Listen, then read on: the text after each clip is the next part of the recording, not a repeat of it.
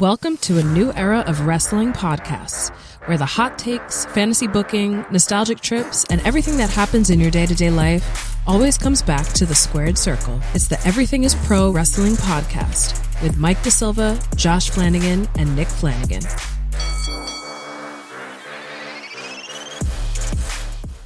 And we are back. Mike D here with a very special guest, one of AEW's biggest stars really ever, been with the company since its very first show, Orange Cassidy, man. Thank you so much for joining us today. Thank you for having me.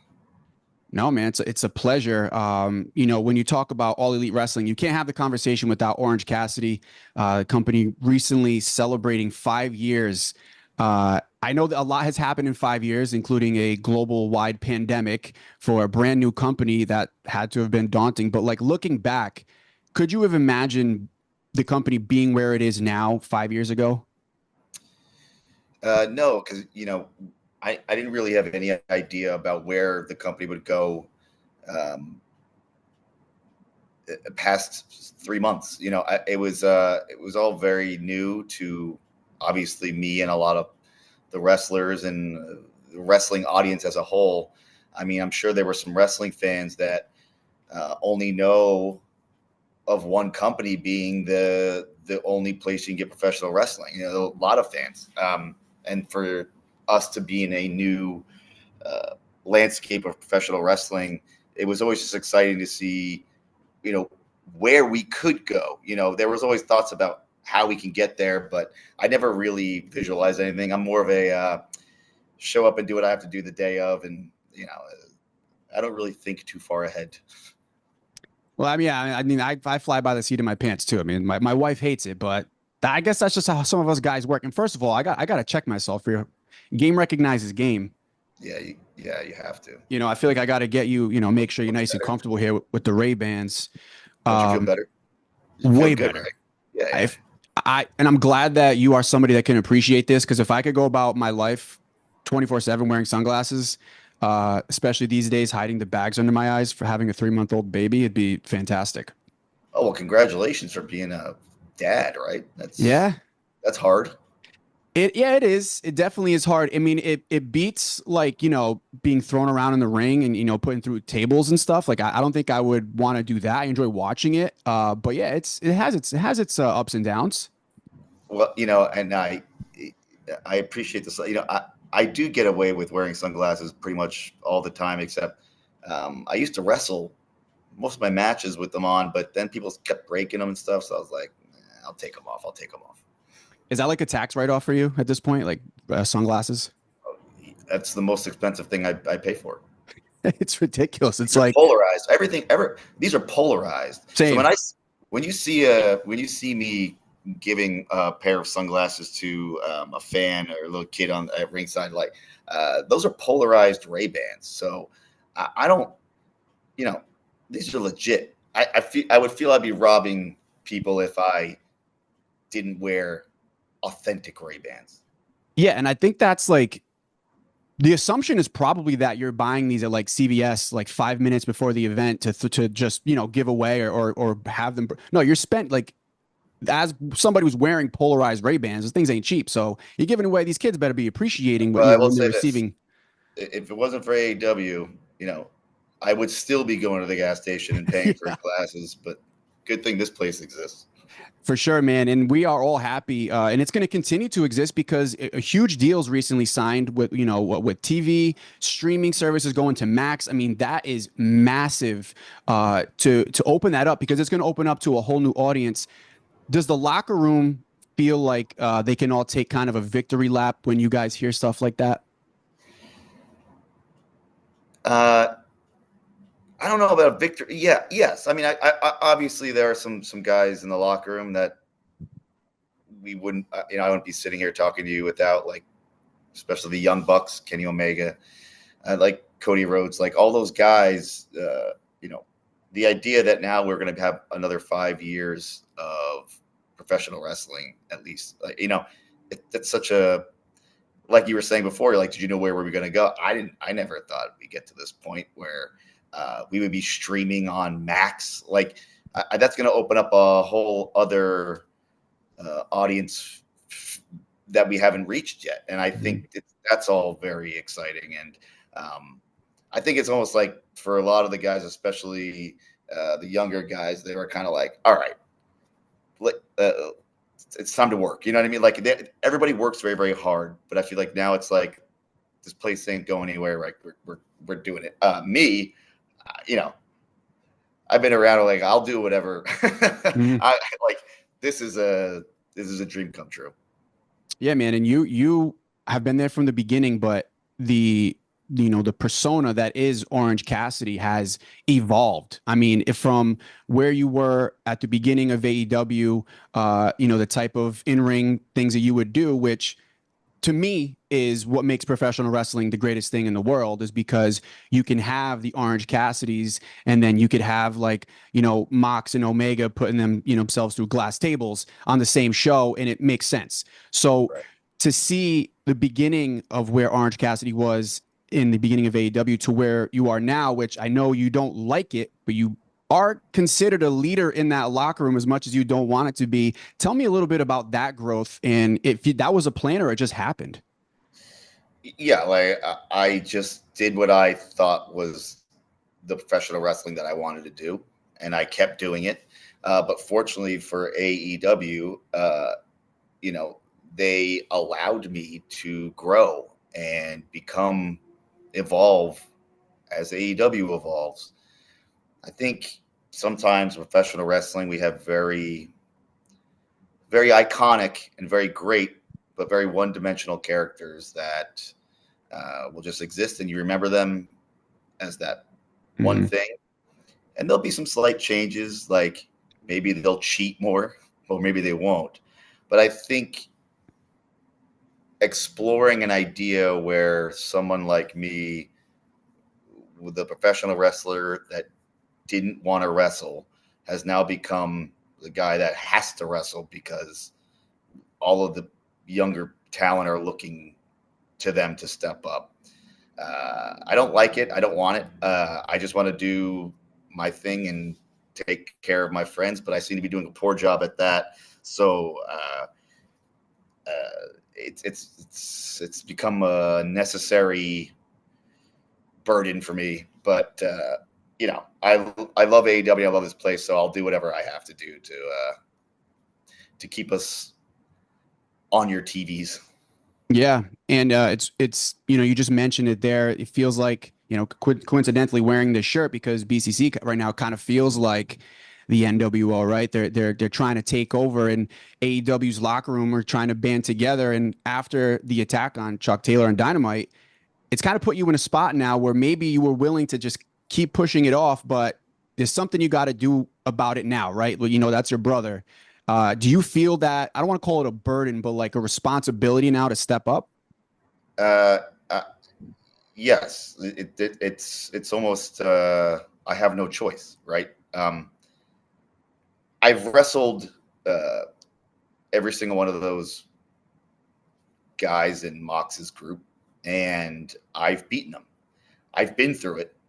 I know what happens, and I know what it feels like, and I know that every time I have changed forever. I'll never be the same, and it's because of what I had to deal with these guys, and I just didn't want to have to do it, and I didn't want to go through it again. But when you do something like that to my best friend, I have to. It's like the thing I have to do. I have to fix this. So that's what I'll do. Now, being somebody that now has to take that responsibility, how do you go about doing that? You mentioned there was a clip shared on YouTube. I think it was after the show where you seeing Chuck get put on a stretcher, which obviously is difficult as his best friend, and you said, I'm gonna do something about this Wednesday on Dynamite. Like I'm gonna take care of this. What's the game plan? Like how I don't want you to give it all away, obviously, but like how do you, like, when you leave, what's going through your mind? How are you starting to plot to take care of it? I may be a liar now because earlier I said I'd take things as they come day by day. Mm-hmm. But there is I'm taking it Wednesday to Saturday to Wednesday. I just have to. I'm not gonna. Yeah, I don't want to say because these guys seem to have 3 steps ahead of everybody. I'm just going to cut it off at the head, and I will. I'll make everything very, very clear on Wednesday. All right, I like that. It's a nice little tease, and obviously Full Gear around the corner too. Is that a place that you can see things kind of escalating, de-escalating, being handled as well with with these guys? I mean, it was 1 year ago that I beat John Moxley at Full Gear. I had to punch him more than I've ever punched anybody else in my life, but I don't know. I feel nostalgic. Yeah, I mean, it was a fun time. I mean, being able to beat Mox, and now he's the champion, and has his crew kind of running around doing some unspeakable things. We actually spoke with Claudio a couple weeks ago, and he mentioned seeing Moxley leading the BCC now is more true to himself in the version that people deserve to see. Was what he said. What's your response to that? Because now this hits a little bit closer to home for you with the the recent attack on Chuck Taylor. Yeah, obviously, I can say that John Moxley was the heart and soul of AEW, probably still is, and he is very passionate and he feels about a change within AEW, and the way he's going about it is, these extreme measures that he's taking is a different version of John Moxley that I have known, but it's almost like I don't know how this guy could become more dangerous as time goes on, but he is, and it's something I didn't want to have to deal with, but now I do. Yeah, absolutely, and it seems like it's going to be a weekly thing until you kind of stop them. So you tease it already. We're looking forward to seeing that on Dynamite. Claudio, when we spoke to him, also not a Halloween guy at all. I was like, because you guys all do such an incredible job staying in great shape. I mean, you're on the road 24/7, 365. But Halloween candy, you've got to dabble in Halloween candy a little bit, no? Yeah, who does it? That's kind of crazy. Yeah, he only eats Swiss chocolate. He said that's it. Of course he does. It's a high. Look, I got a skeleton guy here, just hanging out. Did you get those on Amazon, the 5-pack? Probably. Yeah, I have those. I literally upstairs in my house. I have the same exact ones. Sit really nicely wherever I want them to. They're bendy. You have the hook if you want to hang them somewhere. At the studio, the radio studio, I have them all over this. Like every day we do a thing where we move them around, and you don't know where it's going to be. Kind of like the Elf on the Shelf during Christmas time. Yes, but it's skeletons. It's a lot of fun. People do that with my action figure. They will move it around and put a little Christmas hat, little size Christmas hat, and hide it around. They'll say OC on a shelf. But so hey, Christmas is right around the corner. Get my new action figure. You know what? Yes, absolutely. First and foremost, go get the new action figure, Orange Cassidy. Who the hell wouldn't want that? I think I'm gonna have to get one for the studio, and we'll do that. We'll do the OC on the shelf. I would love it. And I'll tag you every time we have it in a different spot. Please do. Yeah, that'll be incredible. That's an awesome move. But you seem like you're a guy that's into the holidays, which is great. Now seeing the people in the crowd dressed like Orange Cassidy, did you ever imagine that you would one day become a Halloween costume? Like people would want to dress up to be you for not only just at shows, but also for Halloween? No, never. I couldn't imagine it. And when it first started happening, it was just like, I thought maybe people were just doing it because it was the easiest costume ever. Everybody has denim somewhere. You can find sunglasses, and all you do is buy a shirt online. And I take a lot of pride in the fact that some people maybe waited till the last minute for Halloween, and they turn to me to dress up as because they know it's easy and it can be done. You might have to, for people that don't watch professional wrestling, you might have to do some Google for them, but it works. And I take a lot of pride in being the last minute Halloween costume. You've become like the sexy cat for guys. You know how like Oh college yeah, parties, the yeah, girls just buy a pair of cat ears and wear yeah. whatever Ryan else. Gosling and Ken gave me a run for my money, but I still think I'll be there. Are you gonna you got you like you might be in the sequel for Barbie? You guys would be doppelgangers. Please put me in there, please. I That'd would be love that. incredible. It would be I'm great. I mean, the hair is immaculate. You basically you talk about action figures. I feel like you've been an action figure my whole life as a Ken action figure. Yeah, I mean, that would be yeah. Let's get it done. We're gonna start the campaign now. We're getting Orange Cassidy on the Barbie sequel. It'll be like I don't know. Would you play like the heel Ken if that came about? I'd probably just be lazy, Ken. Lazy Ken. Okay, I like that. Very nice. Sunglasses always on, just relaxing in the Malibu dream car or whatever the hell she drives these days. Yeah. Yep. Awesome stuff. So I saw recently you were overseas and you went to a Taylor Swift show. What else are you listening to these days? Like, what are you listening to gear up for a show, for a workout, or just to relax? I mean, I dab. I don't like to pick any type of singular music, whatever. I listen to it all. I don't care. Hmm. Just the other night, we went to a place here in Philadelphia, and they had goth night. So they were playing, Depeche Mode and like all that type of new wave goth, and I'll just be there hanging out. But then I'll go to like, I don't know, a 2000s pop. Hell Not yeah. like, it's I don't really like to, but I will say that whenever I feel that I need to like get a little pep in my step, I will listen to some Dua Lipa. I think would probably be the one because it That feels very really, and I like that. she does a great job modernizing an old sound, if that makes sense. Yes, Kind of like an 80s, 90s pop. 100% agree with you. You're absolutely right. It's stuff that I mean I grew up listening to, but she's made it her own.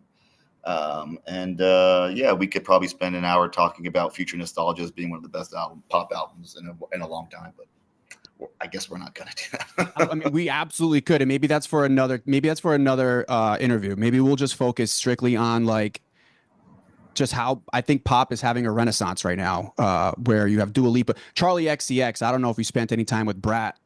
Was it a Brat summer for Orange Cassidy? I actually figured out what Brat Summer was as soon as it ended. So You know what, I kind of did too, I just missed it. but highly recommend if you're a Dua Lipa guy, you will absolutely appreciate Brat. Super fire. And she just did a whole remix album of like every song got its own remix. So super dope. We could do a whole music podcast, Yeah. but I know you're a busy man. We got a show coming up in Providence, AEW Collision. It's going down November 7th. Get your tickets, aewtix.com. Tickets still available. I'm going to be in the building. Super excited for that. Have you been to Providence? Yes. Before AEW, when I was on the independent wrestling scene, I would do a lot of New England and East Coast, and Providence is a place that I would go to quite often for Beyond Wrestling, and that's where I really got a chance to get a hold of who I was, and I give them a lot of credit. So, and every time I come back to New England or Providence, it's a little extra special for me. So, yeah, I'm definitely going to be there. Yeah, we love to hear that because Providence is in Rhode Island, southeastern Massachusetts. Like it's a huge wrestling market. Like people love It really wrestling is. here. Yes. So the They know fact their you're wrestling and they love it, and I think they go under the radar because they're not as, you know, it's they talk about Boston instead of Philadelphia, Mhm. like Rhode Island and Providence is a very big wrestling place, and I can't wait to go back there. Yeah, and it's definitely a place that has been waiting for AEW, and we're super excited that we're finally getting AEW in Providence. Collision November 7th. Orange Cassidy is going to be in the building, and obviously all the names. We have a ton of fallout from the BCC running. Just running what do they call that? The romper room these days, just doing whatever they want. We're going to have answers for that, so you don't want to miss it. And while you're in Providence, before I wrap up, Was there any specific places you would stop for food? Because Providence is known for, really good Italian food, seafood. Do you have a place? So whenever I go up 95, Yep. I always pop off at New Haven, Mm-hmm. in For Connecticut, pizza. because they have the best pizza there. It was like modern pizza there. That place, really Pepe's. Sally's, Frank Yeah, yeah. Pepe's, yeah. So is there something like that in Providence? For pizza or just food in general? Let's just say, well, whatever you think is the best. I mean, obviously pizza would be ideal, but you tell me. Yeah. So Federal Hill, Atwells Ave in Providence Oh, I've heard of it's notorious. If you ever listen to any of the Crime Town podcasts, Buddy Cianci, Yes. RIP, that's where all that stuff went down. But to this day, still has incredible restaurants. I mean, you really can't go wrong anywhere on that street. So if you're into Italian, if you're into seafood, pizza, just hang out at a dive bar. You want to shut, some oysters. You got it all. You sold me. Sounds good, man. I'll meet you there. I'll meet you there downtown when you're in town. But we are super, super excited for AEW Collision, November 7th. You can get your tickets now, aewtix.com. Orange Cassidy, this has been an absolute blast. I'm hoping to see you again. Actually, well, we will see you again in 2 weeks. 2 weeks. Be there soon. It'll be here before we know it. Thank you very much, brother. Appreciate you. Thank you.